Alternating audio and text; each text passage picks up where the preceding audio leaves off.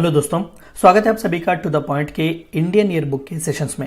आज का हमारा पहला चैप्टर है। हम इंडिया ईयर बुक के बारे में थोड़ी बहुत जानकारी हासिल करने की कोशिश करेंगे। हम जानेंगे कि दरअसल ये पब्लिकेशन है क्या, ये कितना इंपॉर्टेंट है और यूपीएससी के प्रिपरेशन में इंडिया ईयर बुक का इस्तेमाल किस तरीके से किया जा सकता है। इन सभी प्रश्नों के जवाब आपको इस वीडियो में मिलेंगे। तो आइए आज का ये चैप्टर शुरू करते हैं, introduction to India year book.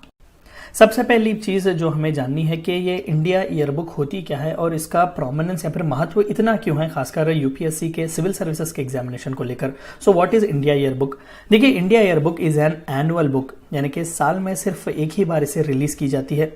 That has ministry wise और डिपार्टमेंट वाइज चैप्टर्स, यानी कि भारत सरकार में जितने भी मिनिस्ट्रीज हों, ह्यूमन रिसोर्स डेवलपमेंट हो गया, फाइनेंस हो गया, डिफेंस हो गया, या फिर होम अफेयर्स, जितने भी मिनिस्ट्रीज है या फिर जितने भी डिपार्टमेंट्स हैं, रेवेन्यू डिपार्टमेंट है, इस तरीके से अलग अलग जो डिपार्टमेंट्स हैं उन सभी डिपार्टमेंट और मिनिस्ट्री वाइज का चैप्टर्स वहां पर होते हैं। वहां पर डाटा आपको मिलता है, यानी कि कितना लेन देन हुआ है, किस तरीके के नए नए स्कीम्स लॉन्च किए गए हैं।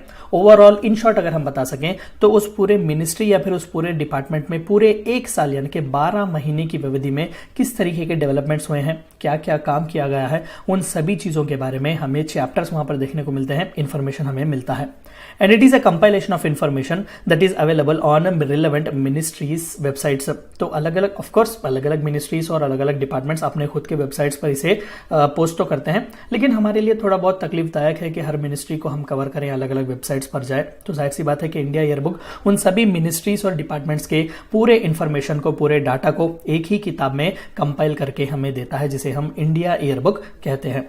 The book basically comprises of 32 chapters which are mentioned below. हम आगे के स्लाइड्स में इसके बारे में जानेंगे। पूरे 32 अलग अलग चैप्टर्स होते हैं। अलग अलग मिनिस्ट्रीज को जो है, डिपार्टमेंट्स को, जो कोई भी स्टेक होल्डर्स हैं, खासकर सरकार के, सेंट्रल गवर्नमेंट के, उन्हें सब डिविजन्स में जो है वो कैटेगराइज किया जा सकता है। फॉर एग्जाम्पल फूड हो गया, फूड रिलेटेड जितने भी मिनिस्ट्रीज हैं, डिपार्टमेंट्स हैं, उन सभी का डाटा इस चैप्टर में लिया जाएगा। या फिर एग्रीकल्चर का चैप्टर हम देखेंगे तो वहां पर जानेंगे कि एग्रीकल्चर का ओवरव्यू किस तरीके से है, वहां पर किस तरीके के डिपार्टमेंट्स हैं, डाटा वगैरह क्या है, उन सभी चीजों के बारे में। तो who publishes the India year book? Of course हमने ये तो देखा कि स्टैंडर्ड बुक है जो भारत सरकार खुद जो है वो पब्लिश करती है। तो the India year book is issued by publication division which is the media unit of ministry of information and broadcasting, government of India.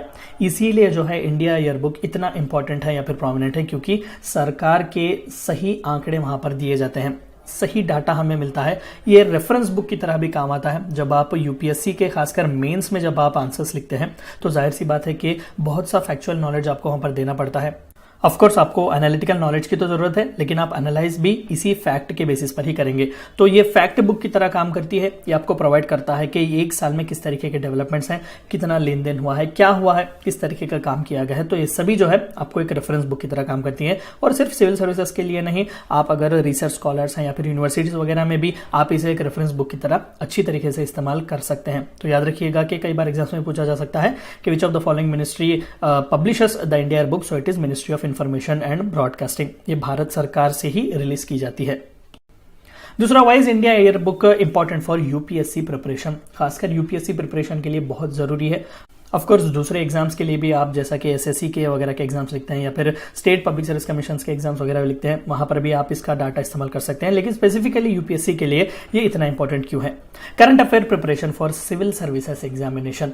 Of course ये पूरी किताब जो है वो करंट अफेयर्स बेसिस पर ही होती है। कितने नए स्कीम्स लॉन्च किए गए हैं, कितना डाटा जो है प्रोड्यूस किया गया है, या फिर कितना अमाउंट जो है वो एक्सपेंडिचर किया गया है, कितना इनकम वगैरह आया हुआ है, किस तरीके का एक्सपेंडिचर एलोकेट किया है किस डिपार्टमेंट को, पूरा करंट अफेयर बेसिस होता है। और खासकर इन 32 चैप्टर्स में से एक स्पेसिफिक चैप्टर होता है जिसे हम डायरी ऑफ करंट इवेंट्स कहते हैं। तो उस डायरी ऑफ करंट इवेंट्स में पूरे जो इंपॉर्टेंट इवेंट्स हुए हैं पूरे एक साल के कार्यकाल में, पूरे एक साल के टाइमलाइन में, उन सभी इवेंट्स को दिया जाता है। तो हमारे लिए ये बहुत ही अच्छा है। ऑफकोर्स हम मंथली कंपाइलेशंस वगैरह भी पढ़ते हैं, लेकिन ये बहुत ही जरूरी है क्योंकि सरकार खुद जो है ये आंकड़े हमें दे रही है, ये इन्फॉर्मेशन हमें दे रही है। कई बार प्रीलिम्स में भी इससे रिलेटेड डायरेक्ट सवाल पूछे गए हैं। Aspirants are required to concentrate on current events of previous year till main examination of the current year। बिल्कुल प्रीलिम्स हो या फिर मेंस हो, एटलीस्ट 1 ईयर प्रीवियस जो कोई भी करंट अफेयर्स हुए हैं, खासकर जो नए स्कीम्स वगैरह लॉन्च किए गए हैं, कितना एक्सपेंडिचर एलोकेट किया गया है, कितना प्रोग्रेस जो है हमें देखने को मिलता है, ये सभी रिलेटेड करंट अफेयर्स जो है हमें यहाँ पर देखने को मिलते हैं। This book is one source that covers all the information needed regarding various programs and policies launch by the government. इसीलिए ये सबसे इंपॉर्टेंट माना जाता है कि भाई पूरे जो कोई भी प्रोग्राम्स हैं, पॉलिसीज हैं, स्कीम्स वगैरह जो कोई भी सेंट्रल सरकार ने लॉन्च किए हुए हैं, उनके बारे में ये वन स्टॉप डेस्टिनेशन की तरह काम करता है। A to Z इन्फॉर्मेशन वहां पर प्रोवाइड करता है। It helps in both prelims as well as mains while writing descriptive answers as adequate data is available. prelims में डायरेक्टली भी आपसे सवाल पूछे जा सकते हैं, जैसे कि मैंने कहा डायरी ऑफ करंट इवेंट्स, उसमें से कई बार आप फॉर एग्जांपल 2016 का पेपर ले लीजिए, तकरीबन 2 से 3 बिट्स जो है वो डायरेक्टली इसी की डायरी ऑफ करंट इवेंट से जो है उठाकर दिए गए थे, तो बहुत ही इंपॉर्टेंट है। और मेन्स में भी जब हम आंसर्स लिखते हैं, ऑफकोर्स एनालिटिकल आंसर्स होते हैं, वहां पर भी आपको डाटा देना बहुत ही जरूरी है। आप इंडिया ईयर बुक का रेफरेंस वहां पर इजीली दे सकते हैं, ये एक्सेप्टेबल है क्योंकि ये खुद सरकार के आंकड़े हैं। तो prelims as well as mains दोनों में ही आपको ये बहुत ही अच्छी मदद करता है। ओवरव्यू ऑफ द बुक, आइए थोड़ा बहुत इस बुक का ओवरव्यू देखते हैं। There are 32 chapters which deal in detail regarding the India and its state of affairs. A to Z India के बारे में, सरकार जो काम करती है, उसके अलग अलग मिनिस्ट्रीज, डिपार्टमेंट्स, सभी जो ऑफिशियल डाटा देखना है वो सभी हमें यहाँ पर देखने को मिलता है। ऑफिशियल जो इन्फॉर्मेशन है उन सभी के बारे में A to Z हमें इन्फॉर्मेशन मिलती है। Chapters such as land and the people, national symbols, polity, agriculture, culture and tourism, basic economic data, commerce, defence, education, energy etcetera, इस तरीके से पूरे 32 चैप्टर हमें देखने को मिलते हैं। तो ये जो है हमारा ओवरव्यू है किताब के बारे में। और आगे इसका अप्रोच क्या होना चाहिए, यानी कि कई लोगों को, जो अगर आपने इंडिया ईयर बुक देखी हो तो वो बहुत हेफ्टी किताब है, यानी कि बहुत हेवी किताब होती है, बहुत हद से ज्यादा डाटा वहां पर आपको मिलता है। तो क्या इतना डाटा हमें बाय हार्ट करना जरूरी है? तो आंसर जो है बिल्कुल नहीं है। देखिए किस तरीके से अप्रोच करना चाहिए इंडिया ईयर बुक को, क्योंकि अगर आप इसे हद से ज्यादा भी सीरियसली पढ़ेंगे तो बस you will be preoccupied with India year book और बाकी का पूरा सिलेबस जो है आप भूल जाएंगे, क्योंकि हद से ज्यादा हमें इंफॉर्मेशन इसमें मिलता है। तो किस तरीके से अप्रोच होना चाहिए? Read the entire book once for understanding the gist of the book. इसे रैंडम रीडिंग की तरह, जब आप कोई एक नॉवल पढ़ते हैं, एक स्टोरी की किताब पढ़ते हैं, तो उस तरीके से इसे एक एंटायर किताब को जो है एक बार अंडरस्टैंड करने के लिए आपको पता तो चले कि इंडिया के बारे में बेसिक जो है नॉलेज क्या होती है, कितने मिनिस्ट्रीज हैं, किस तरीके से काम करते हैं, कौन से इंपॉर्टेंट पोजीशंस होते हैं। इसमें टेबल ऑफ प्रेसिडेंट्स वगैरह दिया जाता है, प्रेसिडेंट के बाद वाइस प्रेसिडेंट, इस तरीके से लिस्ट ऑफ प्रेसिडेंट्स में कौन आते हैं, भारत रत्न क्या है, पद्म भूषण, पद्म विभूषण, इन सभी के बारे में आपको बेसिक नॉलेज जो है वो मिल जाएगी। और जहां जहां आपको इंपॉर्टेंट लगे आप बस उसे डाटा जो है या फिर डाटा जो है, इंफॉर्मेशन जो है आप नोट डाउन कीजिएगा। Note down important and relevant data to be revise. ऐसा मत कीजिएगा कि A to Z आप किताब में जो कुछ भी पढ़ रहे हैं उसे अंडरलाइन कर रहे हैं या फिर उसे लिखने की कोशिश कर रहे हैं, बाय हार्ट कर रहे हैं, ऐसा मत कीजिएगा। जो कुछ भी, जैसे कि अभी मैंने कहा, द लिस्ट ऑफ प्रेसिडेंट्स, ये इंपॉर्टेंट है, पता होना चाहिए, कई बार प्रीलिम्स में पूछा जा सकता है। तो इस तरीके के इंफॉर्मेशन को आप एक किताब में लिख लीजिएगा ताकि इसे बार बार रिवाइज किया जाए। Select a source where the gist of India Yearbook is provided for repetitive revision। आपको बड़ी आसानी से ऑनलाइन में मिल जाएंगे। आप बस गूगल में जाकर India yearbook briefly explained ever वगैरह जो कुछ भी सर्च आप करें, आपको easily you will get tons and tons of information, जो कि बहुत क्लियर कट जो है आपको कई कोचिंग इंस्टीट्यूट्स भी प्रोवाइड करेंगे, कई ऑनलाइन वेबसाइट्स भी आपको प्रोवाइड करती हैं। तो उस जिस्ट को जो है आप डाउनलोड कीजिएगा और उसे ही बार बार रिवाइज करने की कोशिश कीजिएगा। अगर इंडिया ईयरबुक लगभग 1000 पेजों की होती है तो इस सभी को जो है कट करके आप खुद के अपने नोट्स जो बनाते हैं और जो जिस्ट आपको ऑनलाइन मिलता है वो लगभग 80 से 100 पेजों तक हो जाता है। तो आप देख सकते हैं कि कितना कम जो है आपका बर्डन कम होता है। अगर आप और भी अच्छे हैं माइंड मैप्स वगैरह ये वो बनाने में, तो लिटरली 20 to 30 पेजेस में ही आप पूरे इंडिया ईयरबुक को कंप्लीट कर सकते हैं।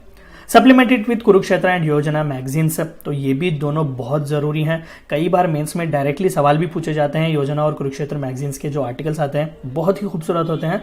मैं आपसे रेकमेंड करूंगा कि आप वो भी पढ़िएगा, तो इसे भी सप्लीमेंट कीजिएगा। It is release annually and publication division generally releases annual edition of their book during March. तो फरवरी एंडिंग और मार्च के स्टार्टिंग में हर साल जो है हमें इंडिया ईयर बुक देखने को मिलती है। तो as of now India year book 2020 जो है वो रिलीज की गई थी फरवरी के महीने में। तो अब 2020 का एडिशन जो है तो वो सब्सिक्वेंटली मार्च 2021 में रिलीज किया जाएगा। तो हम जो ये सेशंस करेंगे पूरे जो 32, हम बिल्कुल 32 पूरे सेशंस जो है वो कंप्लीट करेंगे, लेकिन हम ज़्यादातर उस डाटा पार्ट को कवर नहीं करेंगे। द रीज़न इज़ क्योंकि ये डाटा पार्ट जो है वो हर साल चेंज होता है। अगर मैं आपको वो डाटा पार्ट इस साल का दूंगा तो अगले साल के लिए जो है आपको फिर से उसे रिवाइज करना पड़ेगा, फिर से जो है आपको नई किताब पढ़नी पड़ेगी। तो हम इस पूरे सेशंस में करेंगे क्या, हम इस इंडिया ईयर बुक के क्रक्स को, जिस्ट को जानने की कोशिश करेंगे। पूरे 32 चैप्टर्स में जो है इंपॉर्टेंट पॉइंट्स कौन से हैं, किस तरीके से आपको नोट्स बनाने चाहिए, कौन सा इंपॉर्टेंट डाटा आपको जो है नोट डाउन करना चाहिए रिवीजन के लिए, इन सभी चीज़ों के बारे में हम बताएंगे। तो ये थी चंद बातें आपको जाननी थी introduction to India year book के बारे में। Thank you for watching my video.